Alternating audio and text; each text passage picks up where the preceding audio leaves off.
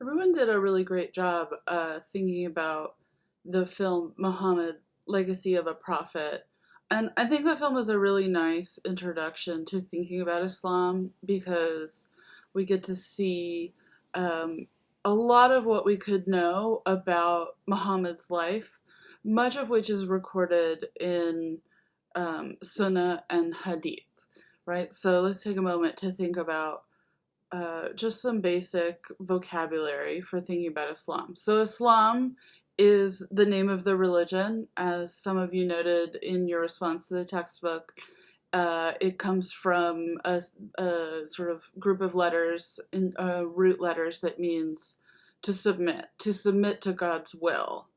Um, so, Muslim is the adjective, or for people, they can be, we can sort of say that it's a person is Muslim, or if we can use it as a noun, that we can refer to Muslims.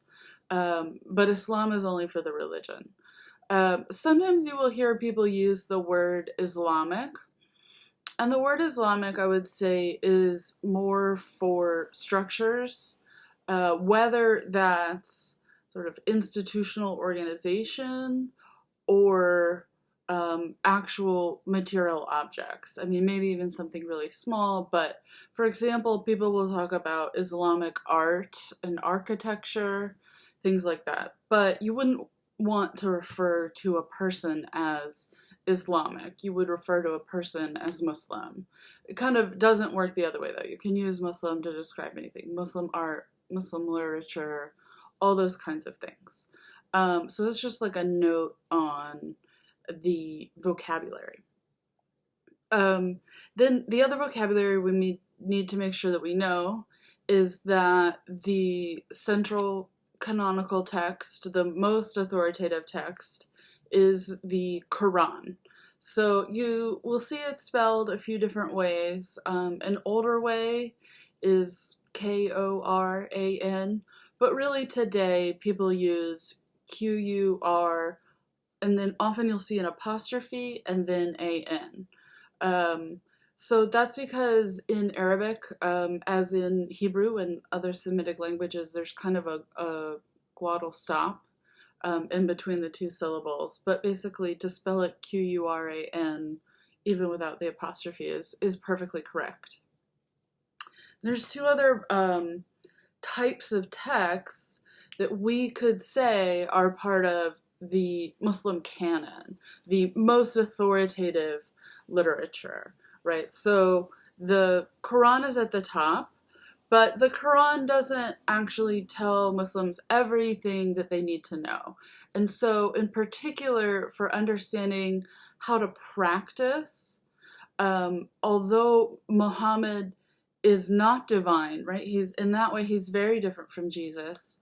Um, he's still the model because he's the one who hears the Quran from the angel Gabriel and then recites it to everyone who begins to gather around him. Um, Muhammad becomes this really important role model. So, sayings of the Prophet are really important. That's what we would call hadiths, or that's how we would make the plural in English. And so that's spelled Hadith, hadith. And then the actions of the Prophet are also very important. And this is the Sunnah, Sunnah. And so the Quran, the Sunnah, and the Hadiths together make up what we might call a sort of broader vision of the Muslim canon. So for understanding, for example, the 5 pillars of Islam, which generally when people learn about Islam, if they learn something, they learn about the 5 pillars. That comes from these texts that are outside of the Quran, but still highly authoritative. The Hadith mark a kind of difference between Sunni and Shia Islam.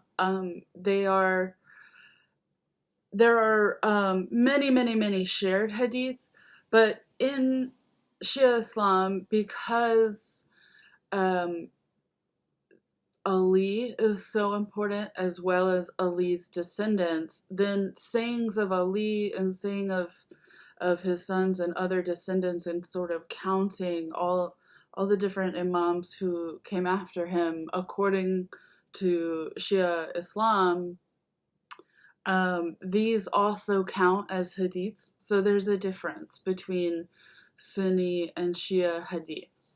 But in all cases, there's also a kind of four-level kind of evaluation of how reliable these are. Obviously, these are transcriptions of statements that at the time, even when the Quran was recited, Arabia was still very much an oral culture, and it remains very, very important to memorize and perform even the Quran. And so hadiths are often kind of marked with, these are certainly correct and reliable transmissions, to a lower level that says we really think these are right, but some people would question it. So if it's counted as hadith, though, that means it's used as authoritative in making decisions for Sharia, for Islamic law. So Sharia in Islam and halakha in Judaism can really be closely compared. They develop in a context, a shared context, that much of Jewish ideas and practices around determining halakha developed in Iraq and in Iran in the post-rabbinic period, and this is a time period when those places are part of the larger Muslim empire. And so Muslims and Jews were really looking to each other to think about how to address problems, regulate their traditions, things like that in this time period. So when it's translated as Muslim law, Sharia really just means the guide for the right way to practice. And so Judaism and Islam are very similar in their focus on right practice, as opposed to Christianity, that we saw with the early church is much more focused on right belief. That, of course, beliefs are important for Jews and Muslims, but they're less regulated, and they're somewhat less important ultimately than correct practice. And so for learning to do correct practice, if something wasn't addressed directly in the Quran, people looked to Muhammad, and that's what's recorded in the Sunnah, or if he made a statement about how people should practice, that would be in the Hadith. And that these are then guides for how prayer should be performed, for example. That those things are not necessarily revealed, but are a part of, instead, this whole body of literature that's based on Muhammad's practice and statements.